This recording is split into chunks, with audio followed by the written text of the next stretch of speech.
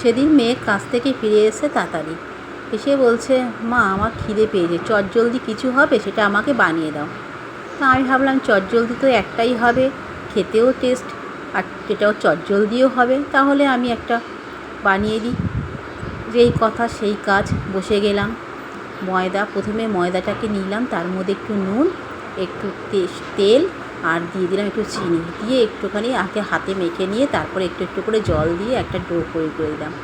এদিকে বাটিতে একটা ডিম ফাটিয়ে নিলাম, দিয়ে দিলাম সামান্য একটু নুন, দিয়ে দিলাম পেঁয়াজ কুচি, এখানে দিয়ে দিলাম একটুখানি আদা আর একটু রসুন স্টাপারে ঘষে দিয়ে দিলাম একটুখানি ধনেপাতা কুচি, একটু কাঁচা লঙ্কা কুচি, সব একসাথে দিয়ে খুব ভালো করে আর নেড়ে একদম পুরো রেডি করে দিলাম। তারপরে ওপর থেকে দিয়ে দিলাম একটুখানি ব্রেড ক্রাম্ব, দিয়ে বিস্কুটের গুঁড়োটা একটু দিয়ে নাড়িয়ে নিলাম। এবারে একটা রুটি বেলে নিলাম, ময়দাটিকে মেখেছিলাম সেটা দিয়ে একটা বড় করে রুটি বেলে দিলাম। তারপর এটা দিয়ে দিলাম পুরো ভালো করে ওপর থেকে দিয়ে দুখাজ করে আমি এটাকে একটু মোগলাই পরোটা ভেজে নিলাম, দুদিকটা মুড়ে আর দিয়ে এবারে একটু মোগলাই পরোটা তৈরি করে নিলাম, দিয়ে একটা মোগলাই পরোটা তৈরি করলাম। আর সাথে ও বললো যে, আমি বললাম যে তরকারি খাবি, ও তোর করলো আর তরকারি কিছু বানাতে হবে না, আমাকে একটু শসা পেঁয়াজ আর সস দিয়ে দাও। তো আমি তাই করলাম।